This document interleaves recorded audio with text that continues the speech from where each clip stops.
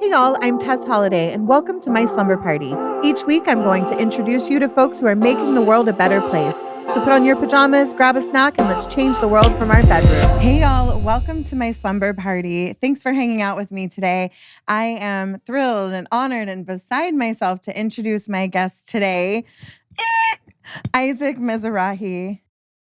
Hi, Isaac. Hi, how are you, darling? I I'm love you. I'm such a big fan. I'm like fangirling out over you. I Seriously. I can't even handle you saying that. If it wasn't COVID, I would jump on top of you and kiss you on your face right now. Ooh, can you promise to do that after COVID, please, I sometime? Because I could yes, use that. yes, I am vaccinated. I will put these juicy Me lips all too. over your face. I like it. I like it. I like it. I like it. Um, so for those of you that I know we all know and love Isaac, just for those of you that are listening that might not know, which is impossible, but here we go. Isaac is an iconic fashion designer, former talk show host. You've seen him on Project Runway. And of course, he is the king of QVC. And I still have my orange paisley corduroy blazer that you did for the Target collection, the very first You one. I love you so much I love you unconditionally for that. Like, seriously, like your mother loves you and I love you. Do you remember that blazer? Do you Of remember the course I one? remember. It, How can I forget anything to do with like Target and corduroy? I mean, it was right? it was iconic because you had extended. I mean, mine was like an extra, extra large, but to be able to have, in rural Mississippi, we had no money. That was my access to fashion. So to be able to buy a piece from a designer that I loved, that I could afford, blew my mind. And my mom still to this day has that blazer in her closet and says, "Well, it's mine now. I'm not giving it back to you." So, Well, I mean, like what you just described was kind of like my objective when I started making mm, those clothes. I was really reaching out to like specifically you, Tess. Like I'm yes, not kidding. Yeah. I love Like that. and it was so different. It was such a crazy time. It was like a little scary because who knew that it would be successful? I didn't even know. I just kind of did it because that's where my heart was. And so, that's where I landed. And it was a dream. It was a dream come true. Well, hearing you say that, it makes me love you even more. And, as a fat, Southern girl that had really no money, I just want to say thank you because, Oh, darling. I'm a fashion model now and I have access to that stuff, but it's because of like collectively the work that you've done to pave that path, you know?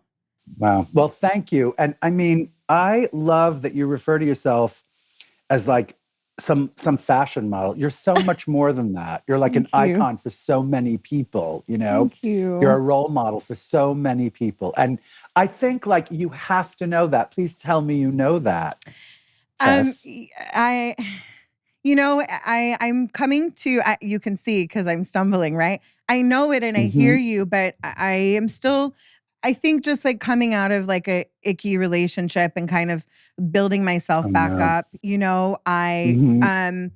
I know it, but I have a hard time kind of like accepting it. It's kind of like I'm sure you understand because we both, were gay growing up in areas that weren't really and a time that wasn't really accepting of like especially Hmm. you and we'll talk about that.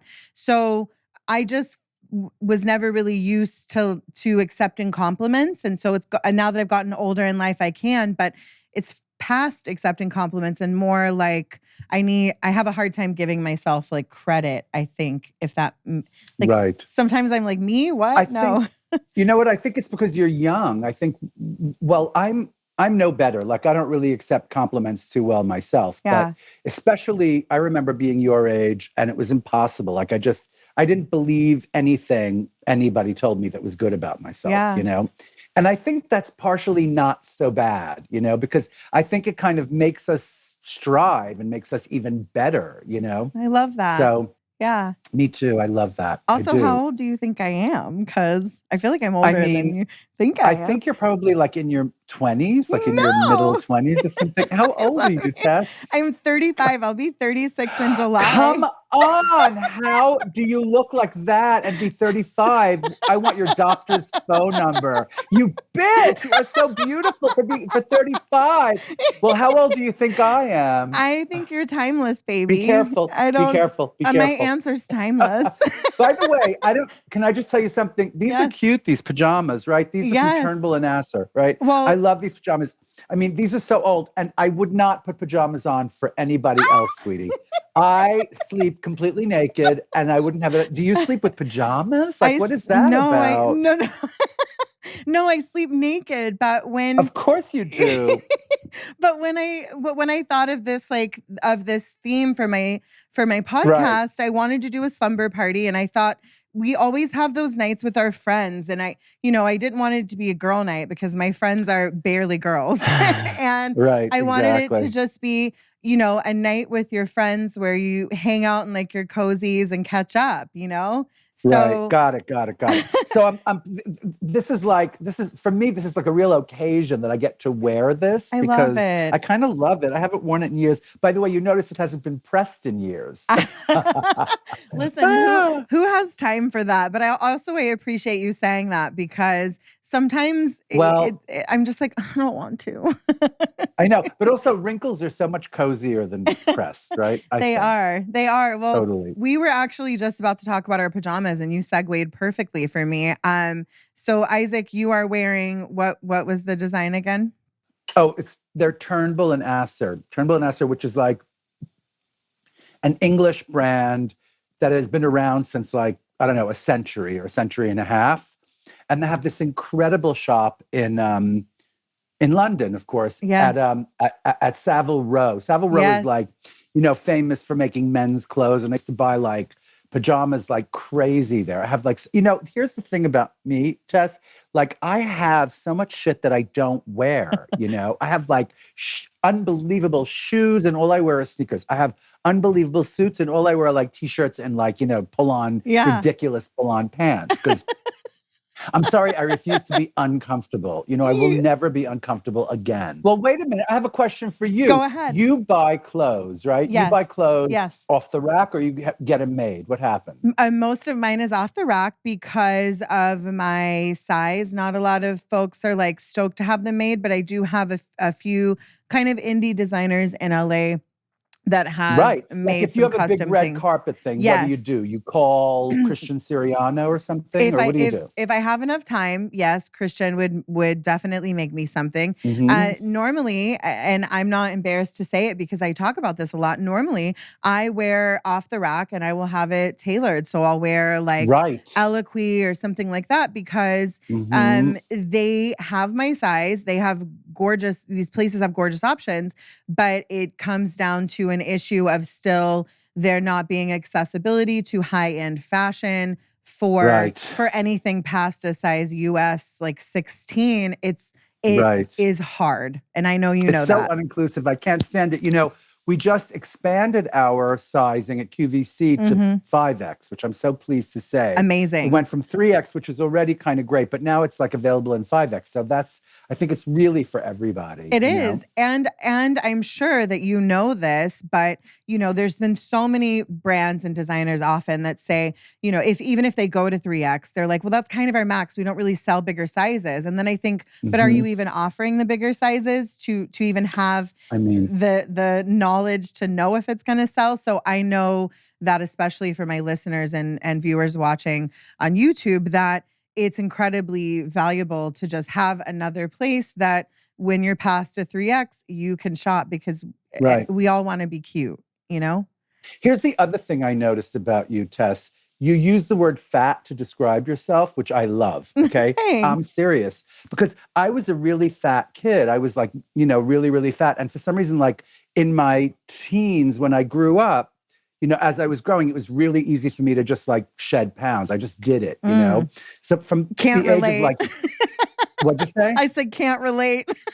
No, I know. Well, I mean, here's the thing. I will never see myself as a thin person. I Yeah. just won't. No matter what, I look in the mirror.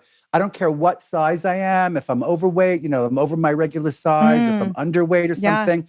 Like, I'm not kidding you. I will always see myself as a fat person. I just will, no matter what. So, Yeah, and that's and I appreciate you sharing that. And that's part of why I think it's important to just normalize these words is because yeah, me too. it's just it takes the hurt away. And there's obviously certain words, Exactly. that you can't, but I just think like when people kind of look at me when I say I'm fat, I'm like I'm fat, but I'm also beautiful and successful and like humble. I'm just I'm so Yes. Oh, keep going. What else, darling? Brilliant, funny, I am adorable, loyal, sweet.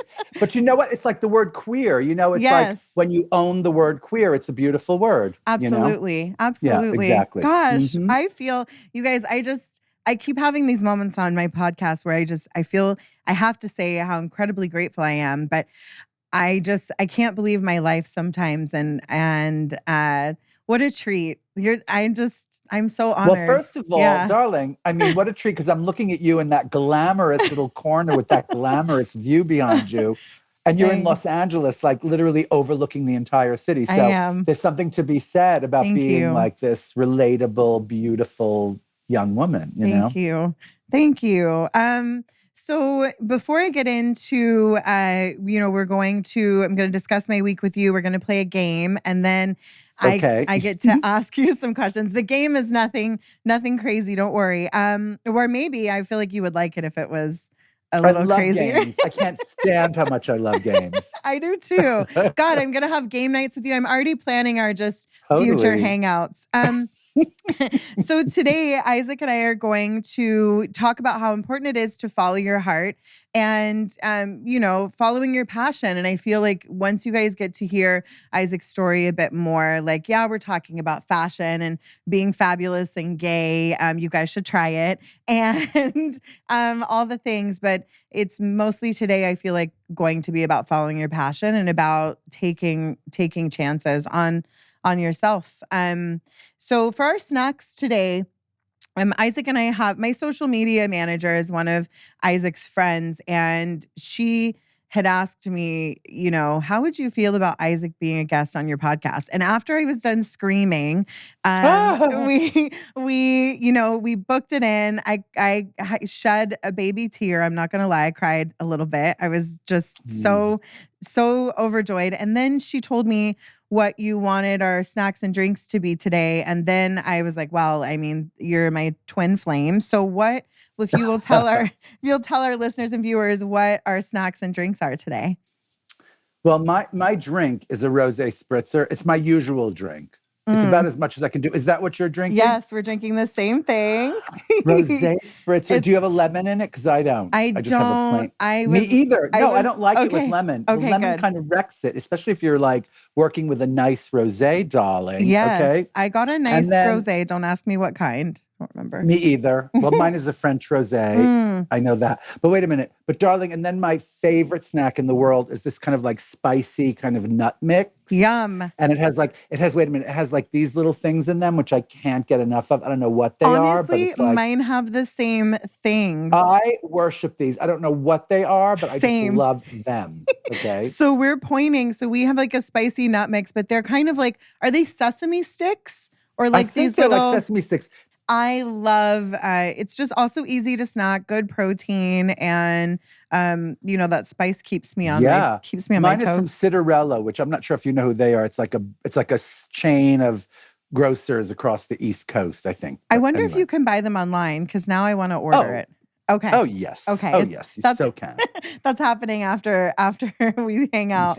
Yeah. So before we play our game, I like to each week discuss kind of my week that was going on. And, the universe, I believe in the universe and manifestation, and the universe always knows what it's doing. And so, of course, right before I get to hang out with you, at my slumber party, me and my assistant cleaned out my closet this past week. And I just wanted Beautiful. it was so nice, but I wanted to ask you because you just said a minute ago that you have a lot of shit that you don't wear. How do you know when to do a closet clean out? And also, I feel like you are probably emotionally attached to items like me, and I get sentimental, and maybe I'm projecting, but I think, oh, I Well, wore that to that carpet that was really special to me, or I don't know. How do you part with stuff? Well, I gotta tell you, I don't really part with stuff. I Mm. am the craziest person you know, probably, in that, like, here's the thing. Like, I have a closet that isn't very big, you know? Mm. Like, people are like, they're in awe of the fact that my closet is so little. I have like one closet on one side of my bedroom and then a smaller closet on my other side, which contains like all my t-shirts and my polo shirts and my pull-on pants and the things I wear all the time. And then Yeah. I have this like kind of small, like mausoleum-ish kind of closet with like suits and shoes from like handmade shoes from like John Loeb, and Wow. like shoes from like Hermes and suits from Savile Row and suits from like all these crazy places and all this stuff that just never gets worn. And I keep Mm. getting them, by the way. I have like three new suits from last year that I ordered before COVID. I don't know what the hell I'm going to do with those damn things. Okay. We're And gonna so they wear just them. sit there and sit there. And like I used to love some like wide leg pleated pants when I was Mm. really thin. I used to love like this Fred Astaire idea. Ugh. But since then, I've gained all this weight. They just won't close. I look ridiculous. And I keep thinking, oh, at some point I'm going to lose all this weight. It's not going to Mm. happen, Tess. It's just not going to It's happen. So not. I feel like it's just like light a match and just throw it in my closet. I swear. No. No, I feel like have you ever thought of like I do like Depop. Do you know what Depop is? Like it's like an No. so it's like an app where you can like resell. A lot of people use it for vintage or whatever, but I will sell things from my closet to like my followers that are designer for like nothing, because then I Hmm. mean I donate to like the Downtown Women's Center here in LA, but then I'll list it on there because then my followers get like access to this like to things that they probably wouldn't have access to, that's like one of a kind. Not that I'm But saying you need to do but that. I no, but just because here's the that's what thing. I've It's been like, doing. here's the thing, darling. It's like some of the things that I have, there's no way, like, because when I was a young kid, I Yeah. was taught by like, all my teachers, all of my kind of people that I looked up to, that you weren't supposed to throw stuff out and that you were supposed to wear it and wear it and wear it. And Yes. like, a tweed suit from Savile Row is not good until you've worn it 1,000 times and the elbows are Yeah. wearing out and it's been rained on 17 times, and it looks like kind of this gorgeous mess. I mean, that's what I aspire to. The problem is that nothing fits. So like I can't wear it anymore. And I Yeah. just wonder like what I'm doing hanging on to it. I think I'm such a good student. I'm such a good boy that I can't let go of any of this shit. I mean, That's the problem. it is, but maybe it's great for sustainability as well. Oh, right. It's just garbage is what it is. I mean, but I don't know. I feel like your trash would definitely be someone else's treasure. But I have two or three storage buildings in three different states Right. I hear you. full That's of me too. I stuff. mean, I don't have that many. I have like maybe three or four storage Yeah. spaces full of like Yeah. furniture and, clothes and I don't know, pictures. Yeah. So that's Yeah. been my thing. It's been so I'm glad that I didn't unfairly project on you, because I have really been struggling with, I moved, my place is huge and I have one, two, three, four closets in my house, five Mhm. closets, and they're all my 4-year-old doesn't need a closet. I decided he can just have stuff in a dresser. So Oh my God. Well, that's not going to last. I mean, he'll give him like 3 or 4 years. He's going to start needing a closet, I sis. know, I know. Right now, you walk into his closet and he has one area of his shoes, and then the rest are like designer gowns that I don't know Right. when I'm Yeah, gonna exactly. wear. Nice. Very pretty. Very um, pretty. well, now that the world knows that Isaac and I never get rid of anything, I hope you guys find some solidarity in that. Yeah, Um, Maria Kondo doesn't like me or something. I'm not into it, but yeah, because I can pick up everything and feel a feeling if you give me long me enough. too. Me too. Me too. So we are going to play a quick game of Would You Rather. Isaac, are you ready? I'm ready. Always ready. Always Okay. prepared, as they All say in right. Scotland. Always prepared. Okay. Would you rather wear designer clothes every single day or no designer clothes for a year? Well, I mean, if the designer's me, then I would say designer clothes every day but it's all t-shirts and like the stuff that I have made. I mean, I'm not kidding you. I have t-shirts made because I don't like the t-shirts out there. So they're my design, I you love know? what kind of now, okay. If you're designing a Well, I t-shirt for mean, you, what's it going to be? Well, I'm not kidding you. I was working with this. I had this fantastic Italian cotton lycra knit that was so beautiful.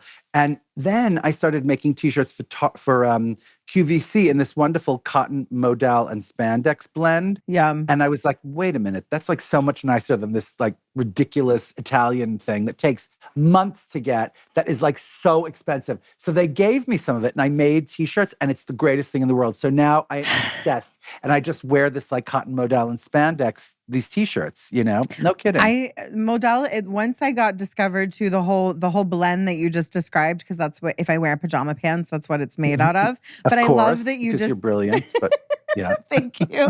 But I love that you just exist in the world so cute and comfortably, because it's literally the Period. the blend you just described is like butter. It's just it like you don't even feel it. It's just so I know. soft. And by the way, it's all black because I feel the best in black. I feel Yes. like I just look good and I don't look annoying and I just look like I'm there, you know, in black. But when I think of you, when I picture, Isaac Mizrahi in my head, I think of a black t-shirt or like a black Right. suit jacket, Boom. your No, classic trust me. curly hair Boom. that made me realize that I was Boom. queer, Boom. because everyone I've dated has had like that short side curly hair. And I'm just like, let Right. me put my fingers in that hair. And Oh. but that's how I picture you, like beautiful skin and just like Oh this man. curly Wow. hair and yeah, black shirt, black jacket. Thank you, because that's all Yeah. that's who I am. That's my It life. is. That's what I It do, you know? is. Um, so okay, would you rather wear what you wore at 12 every day for the rest of your life, or wear what you wore at 25 every day for the rest of your life? Definitely 25. Definitely 25. Because when I was 12, my mother was dressed, my mother was kind Yes. of involved in dressing me. And it was right before I went through this crazy transformation when I was like 14 and was in high school and I Mm. started dressing myself. And honey, you should have seen me in high school because I was so chic. I was like making all these kooky clothes and buying like thrift clothes and like wearing all these crazy tattered old things. Like in the 80s and the 80s and the 90s, it was this idea to wear like tattered kind of like thrift shop. Wow. It was so chic. I'm telling you, it was so great. But the point is that like when I was 20 though, I started wearing these Fred Astaire-ish kind of trousers with like white shirts. Mm. And I was so thin and I looked so cute in those. And I wish I could look good in those again. That's my dream, to wear that again when I I'm was 20. I'm picturing that and I can see that. And I mean, you still look handsome now, but I bet that you looked Oh, handsome then as well. darling. No, you Thank do. you. You're What so did you wear when you handsome. were 12, Oh my darling? God, not as stylish as you. I grew up in rural Mississippi. We didn't have money. Not that I'm saying that you guys did, but Hmm.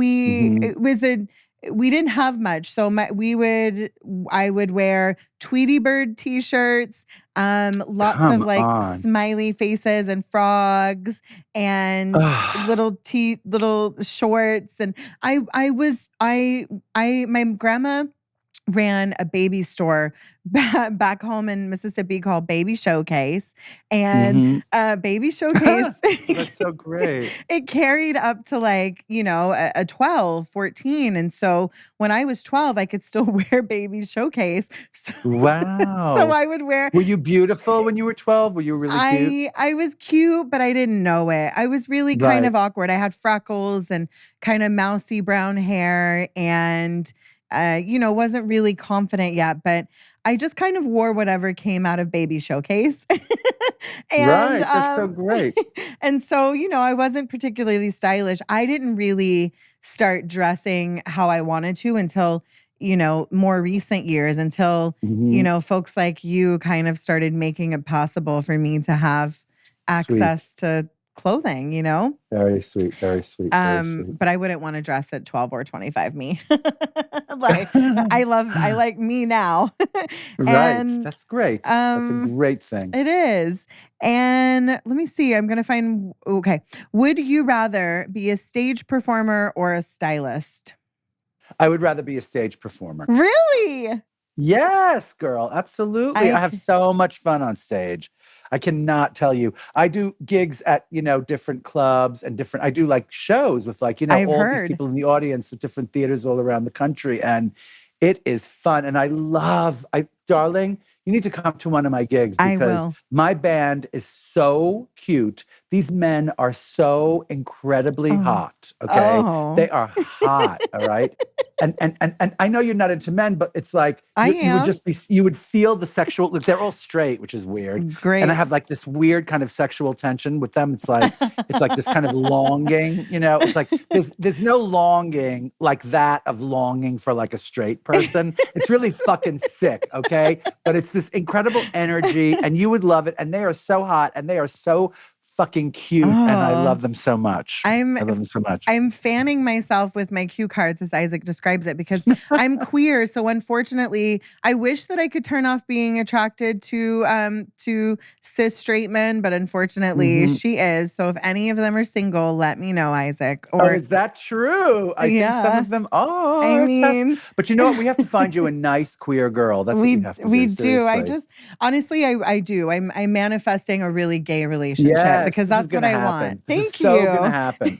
I can feel it. And I always say this to people: if you're looking for a connection, you'll find one. You You will. will. You will. When the You will. when it's the Mhm. right, it'll find That's you. right. That's Yeah. right, babe. Yeah, That's I right. love That's right. that. If you can Yes. envision it, that is so gonna happen. Yeah, absolutely. Thank you. Gayness, here I come, more gay. So Yay! yay. The last would you rather is would you rather be in the beach or the city? That is a really good question because, like, I am from New York City. I was born there. I went to Mm. school. I've been living there my whole life.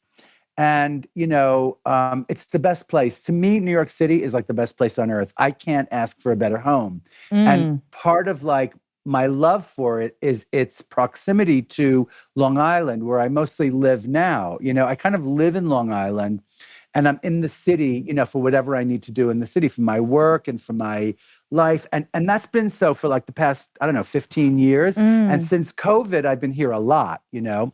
And but I still manage to kind of like make it into the city because I really love it. And I especially love it when it's like when there are troubled times. I really love New York City because, like, I'm not kidding. When I went to get my vaccine at the Javits Center, I was crying, Tess. New York Aw. City is so organized Yeah. and so lovely. And by the way, there was like some cute, I don't know what they were. They were like, soldiers or like Navy SEALs or something. I mean, there were some cute people with some biceps and some packages. It was cute.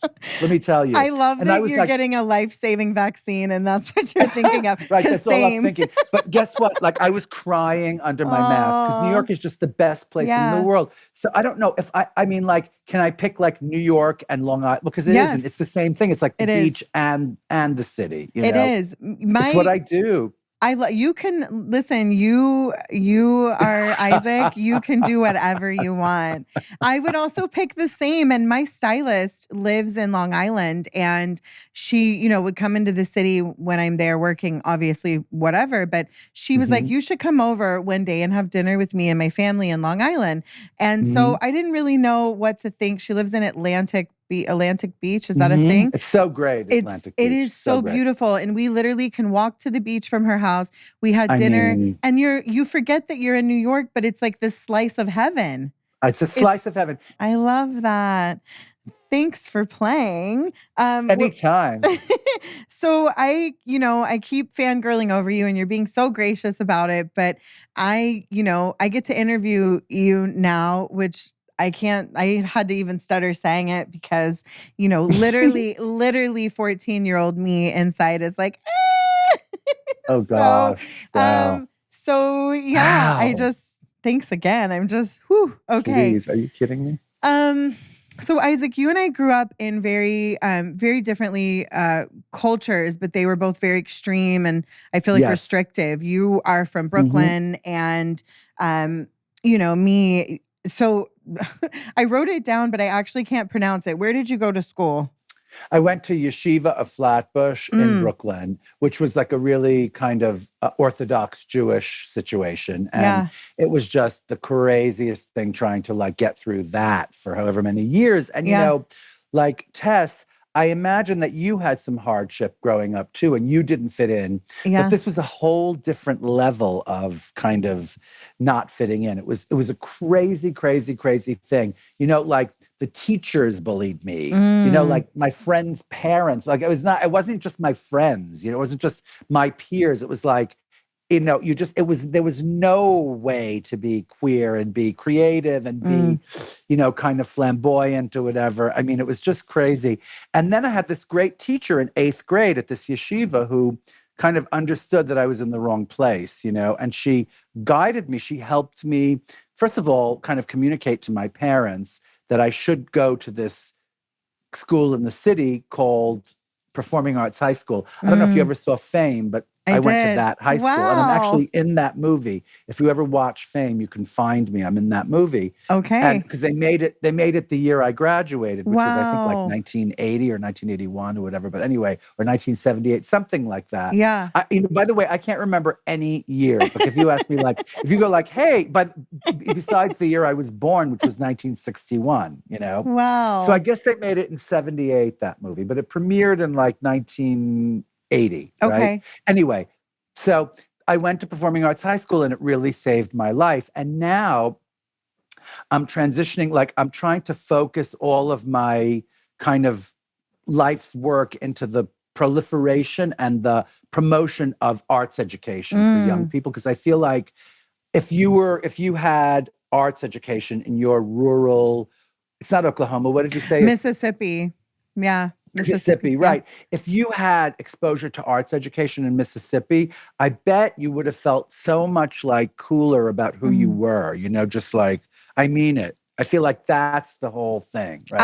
Absolutely. I went to high school in an old Walmart building in Mississippi. Wow, Yeah. that's kind of hot actually, but yeah. Thanks.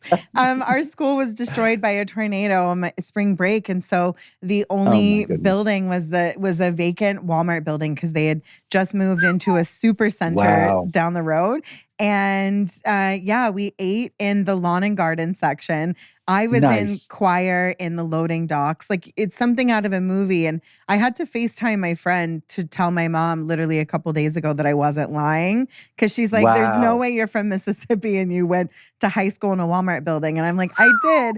But as you're saying this, despite me going to high school in a Walmart building, Right. I feel like if I would have had, arts, some kind of arts curriculum in what I was doing that people actually gave a shit about, it would have helped me so much because Oh, of course. fashion gave It's like acknowledging who you are. If they give you absolutely. like they're forcing you to take like, I don't know what, math and Yeah.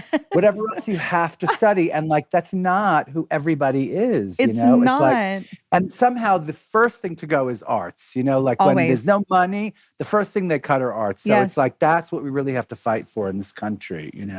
Oh, so what do you and I mean I probably have this in my notes somewhere because I did a lot of research and talked to Laura who helped me like make sure that I Laura's was amazing. she is amazing and make sure that I could properly get everything I wanted to ask you out in the time we had. But for I'm listening to you and you're talking about the arts and all that, but do you have like a program or something like that that you're doing or to make sure that the arts stay well and alive? Like, are you Yeah, I just joined the board of this fantastic organization called the New 42, the New amazing? Victory Theater, which actually that's their focus. It's about arts education and bringing arts to all kids, I love that. really in the tri-state area, but also across the country Mm, eventually. It's kind of hopefully going to grow into this national concern. I love that. Yeah. So I found out something about you through my research that you had a puppet theater in your garage as a I child. did. How the hell did you know that? You're a psychic or something. What's I going on? well, I found I that mean, out and I screamed because that is the sweetest thing that I have ever heard in my entire life. And I just want to know what that was like for you, because I know that there's probably so many other Oh, I kids mean, that like you created this whole world. Like, how did it yeah. come about? Well, it came about as a kind of like a stumbling through in the dark, like in the midst of all of that crazy exclusion, like in Mm-hmm. school and in the temple and the community. And finally, the only thing that I could do was kind of figure out. I went to my aunt's house one day when I was like 7 or 8 years old, and we made a puppet together. She was like this Oh, wonderful, kooky aunt, and she helped me make this puppet. And somehow that kind of made me go, oh my God, puppets, right? Like I can actually make these little things do exactly what I think they should be doing. And I can write these shows. And so I started doing that. I built this big theater in the garage. I built a portable theater, and I did like birthday parties when I was like 12 and 13. And I earned all this money. I'm not kidding you. I made all this money to like wow. get out of my house. Yeah. And so like that was my life, puppets and puppet theaters. And I wrote the music for the shows, and I wrote the shows, and I made the puppets, and I made the sets. And it was a crazy like one-man band. Do you ever think Yeah. about doing it again and having like you could do like a little fashion show with some of your current designs? Because I Well, would I scream. mean, I do this. I mean, I do like sort of work on different shows in this capacity. I'm working Mm, right now on a show for the Guggenheim Museum in New York City, which is a kind of a companion piece to a very famous show, a very famous piece of music called Peter and the Wolf, which I directed and made. And now we're kind of working on a companion piece, which I wrote. So wow. it's so puppet theater. It's like with a bunch of dancers instead of puppets. Wow. And I'm working with a great choreographer, and it's really fun. We're sort of putting that show together. So You are stay tuned. making Yeah. I can't wait. You're making me want to spend more time in New York this year because You should. You should. You I should. might. Actually, Yeah. could I say you're making me want to spend more time in Los Angeles this year, because you look so cozy over there and you look so glamorous with your beautiful Los Angeles background. Yeah, we can swap, or I'll just visit you, and I mean, now that I'm forcing my Completely. friendship on you, you can come here as often as you Now that we're want. BFFs like forever, now that we're Ah. total BFFs. I have to fan myself when you say that. Um, so you were just talking about finding a theatrical and artistic community in school, and it's similar to Yeah, what I've performing found. arts. Yeah, and for me, I kind of found my community through Instagram because I've grown up on social media, and it's helped Wow. me. Yeah, I mean, it's helped me become the person that I am and finding the confidence. And I wanted to ask you that: do you realize that just by being yourself, like people on the internet just existing and being ourselves on the internet, like I guess I want to know how that makes you feel for the younger generations, just like watching us and like watching what we're I sharing mean, online. I have to say, like, I I both like sort of love and hate social media. Mm, I really don't like the idea that it kind of replaces reality for some people. absolutely. But I love it because it brings people very close. Mm, And it's like you can see what everybody else is up to, and it can kind of motivate and inspire you. And so like everybody is a star no matter what. Like it's yeah. not, I mean, just because you have like 2 million followers and I have Yeah. like, I don't know, 40,000 or something like that, it doesn't mean that like I'm not a star. It means that that I really like people follow me and really like what I Mm-hmm. do, and I follow people and really like what they do, and I just think that's a great. It's a new kind of community. Yeah, It's a it new is. kind of community that isn't kind of hemmed in by region or religion or anything. It's like everybody just follows everybody. That's a really beautiful hemmed in by region. Of course, only you could make a statement as prolific, but it matched in with the designer aspect. You're like Thank hemmed you. in by region. Right. Um, Okay. but Oh, but funny, you're funny. also right because I do have a love-hate relationship with social media as well because numbers don't so many people are focused on followers and I've been at 2 million followers for I don't know, a year or two and I could let that get me down, but Hmm. that doesn't just like you said, you have like you said 100,000, but you're this Oh, I icon. have way under 100,000. I have like 50,000 followers if So I'm you're lucky. I like, don't even know. I don't look. I don't care. I mean, it like, what doesn't, can I tell you? It's like, yeah, it doesn't equal success though. You know what I no, mean? no, And no, people no, no, put no. so much validity on the numbers and social media, forgetting I that know. there's a whole other world out there. Right. Yeah. Absolutely. 100%.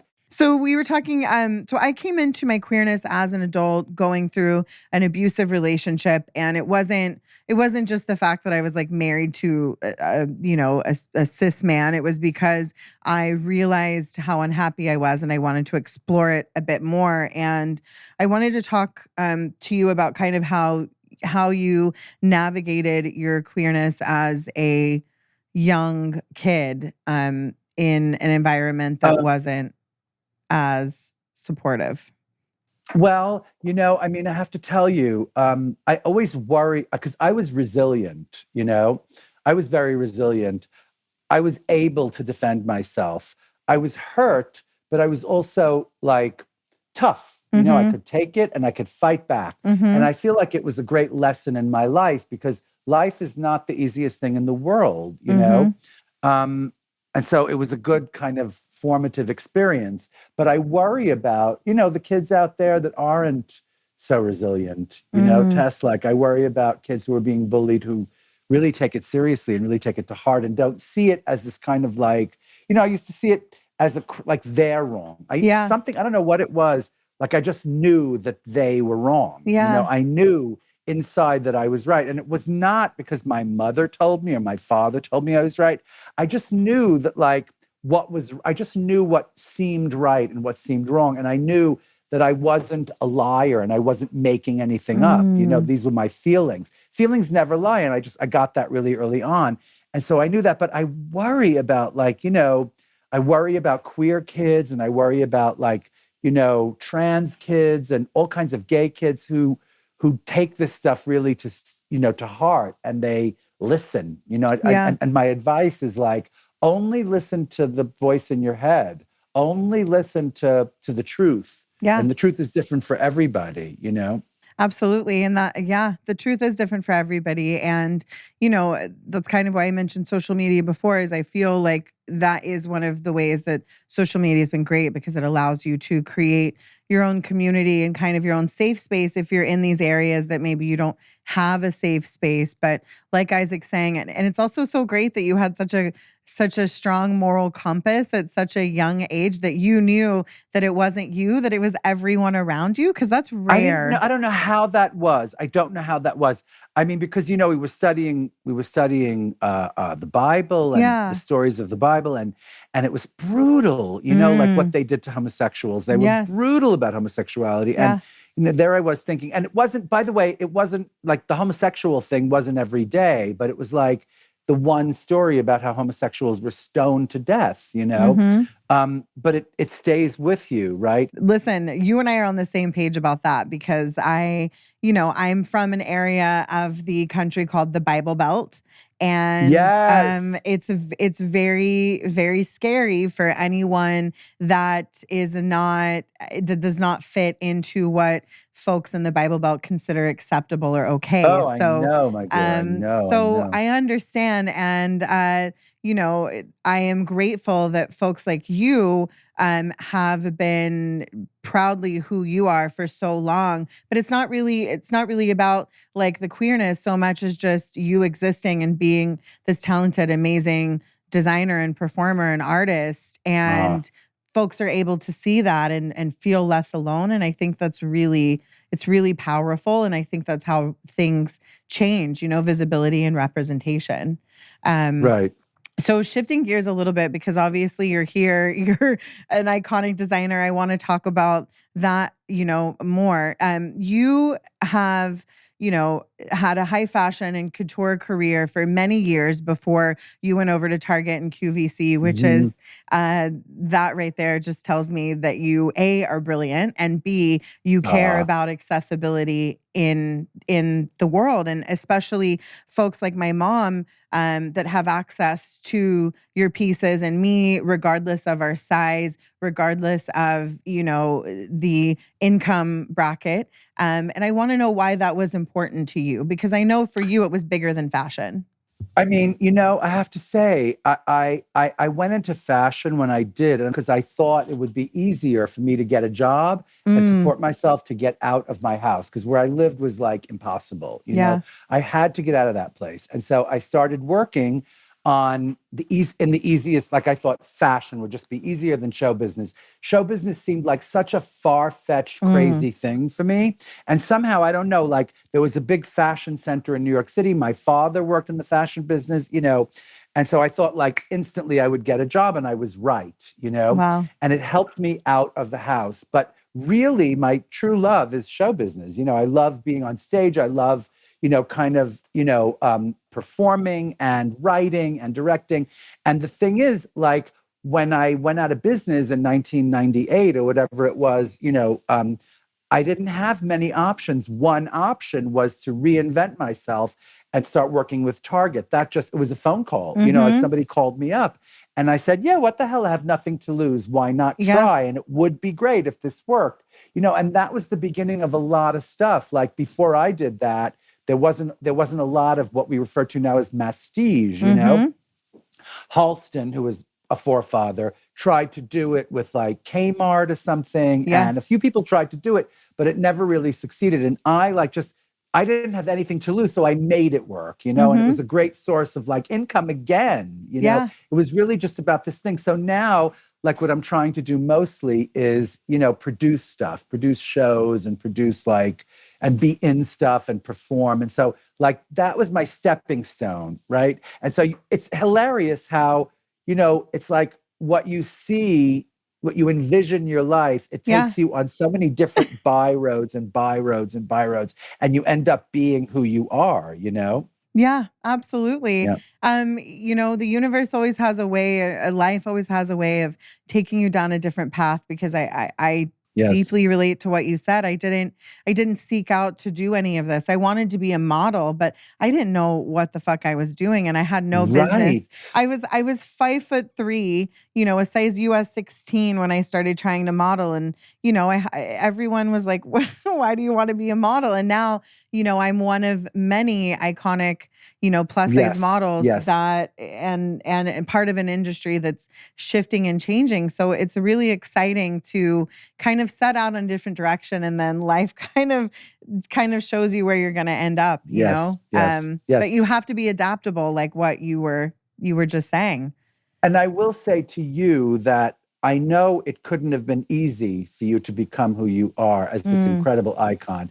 And I'm sure you felt so alone at times. And it couldn't have been easy to forge that path. But boy, let me tell you something. You have set so many people free, so many women, and even, like it doesn't matter like what their gender is, yeah. what their kind of sexual orientation is, just the way you look, is Thank such a you. marvelous, incredible representation, right? It really, really is. So I Thank mean, you. congratulations. That is such a major, major thing to do in this Thank world, you. right? Thank you. I mean, like, you were the first, first designer to have an iconic collection at Target, which paved the way for the Oh, ones we are now. I was the first model of my, size to be signed to a major agency, and I always remember, even when sometimes I'm feeling down, I always think to myself, I'll always have that. I'll yeah. always be part of history and part of changing societally standards of how Mhm. folks are treated. And I feel really immensely grateful when I think about that. So That's thank wonderful. you That's for that. wonderful. So before we go, Isaac, I have one last question for you. How did you show yourself love today? How did I show myself love today? Guess what? You know how I did it? What? I took this like very long bike ride this morning that I Yeah, thought I wouldn't take. look at I you.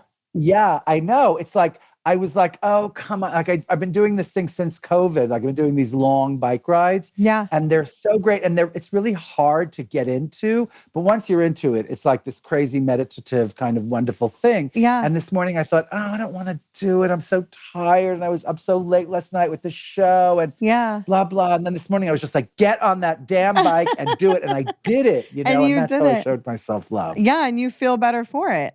I totally feel better for it. Absolutely. Well, I want to thank Isaac Mizrahi for being my guest today. You are an icon, and I just love you even more now. Where can my followers find you on social media and also shop your stuff? You can find me on social media at I am Isaac Mizrahi at Instagram. I am Isaac Mizrahi.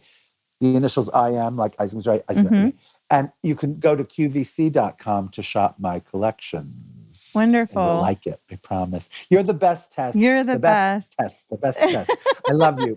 And we're so hanging out. We're so hanging out on either coast. We are. Thank you so much, Isaac. I appreciate it. Thank you. Thank you. This was really fun. Thank you to everyone at home at your own slumber party for tuning in. And remember, if you were listening to this episode, you can also check us out on YouTube. And if you were watching this episode, you can also listen to us everywhere you listen to podcasts. Don't forget to follow, rate, and review on Apple Podcasts, and like and subscribe on YouTube. Thanks, y'all.